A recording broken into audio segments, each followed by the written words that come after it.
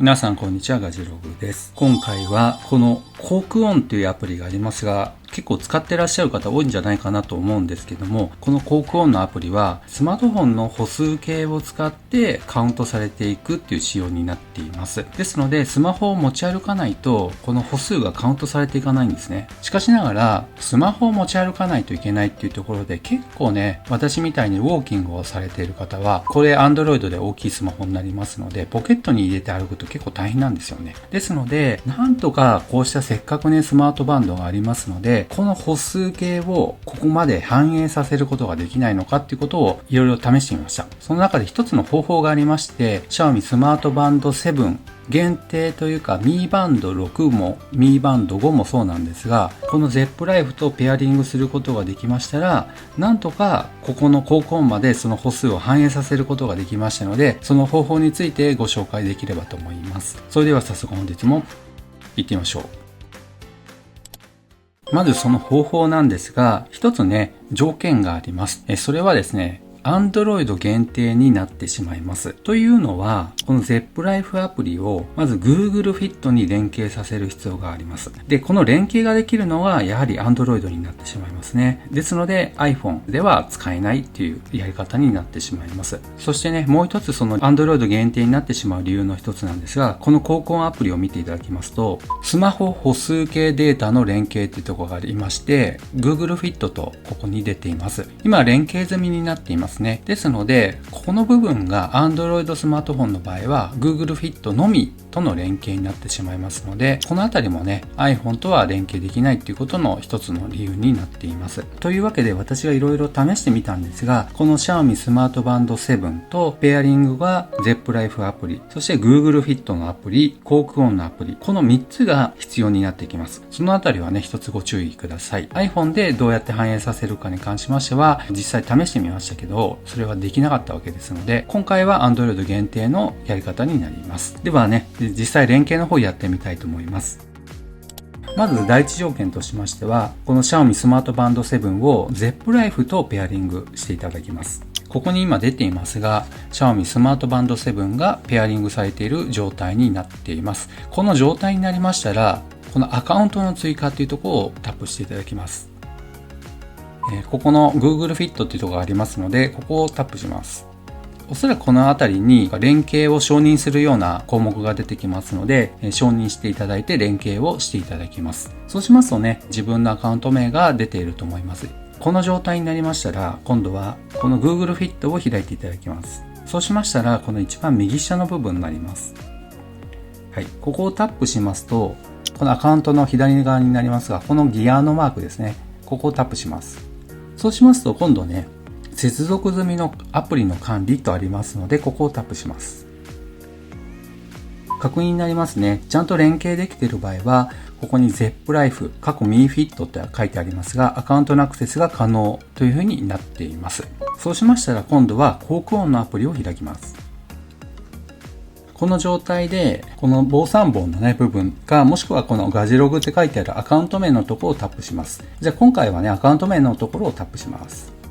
そうしますとね、マイページに飛んでいきます。私のページになっているわけですね。そうしましたら今度はアプリの設定をタップします。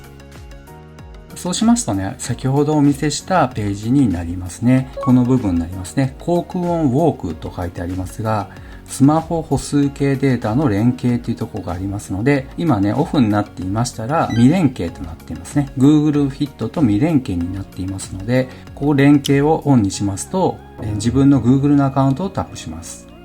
はい。これで連携済みというふうになりますので、これで全てのアプリが連携が終わりました。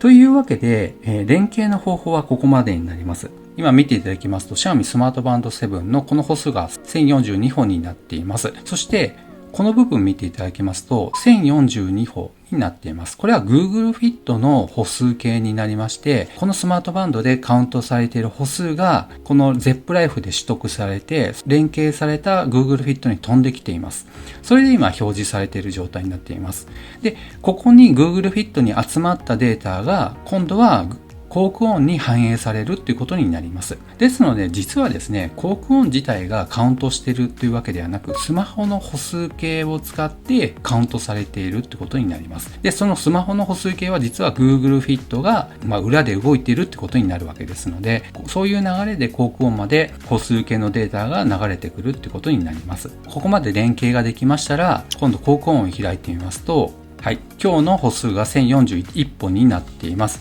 ちょっとね、ここのバンドの歩数と一歩違いますけど、何かしらのね、ちょっと誤差かもしれませんが、こんな風に連携されていって、スマホは持ち歩いて1041歩歩いていないんですが、バンドで歩いた歩数がここに反映されています。今出てますね。ということで、非常に今後、Xiaomi スマートバンド7だけで歩数すれば、コーク音にどんどん歩数がカウントされていって、一番低い歩数の目標設定になっているんですが、1週間7日間で35,000歩達成しますと、このスタンプ1個ずつ溜まっていきますので、15週ですね。ちょっと先は長いですが、ドリンク1本無料という風にプレゼントされるようになりますので、スタンプが溜まっていくっていう仕組みがここで構築されました。ちなみに Google Fit にどのようにデータが反映されているか見てみたいと思いますが、このウォークっていうところありますね。ここのマーク見ていただくと ZEPLIFE のアプリのマークが出ていますね。つまりこれは ZEPLIFE からデータが取得されているっていうことを表していまして、688歩分この時間の間ですね、ちゃんと歩きましたよっていうデータが ZEPLIFE アプリを通じて飛んできているわけですね。しっかりこのバンドから来ているデータが反映されているってことになります。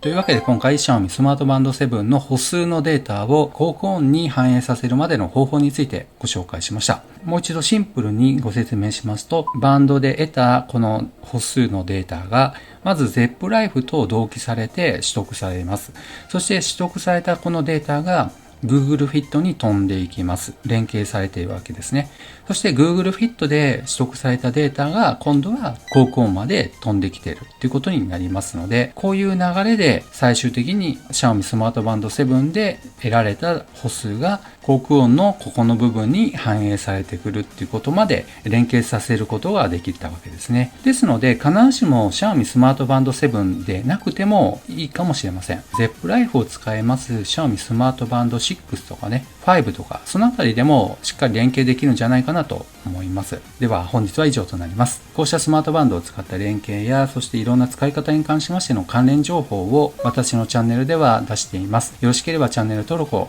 お願いいたします。ではまた次の動画でお会いしましょう。さよなら。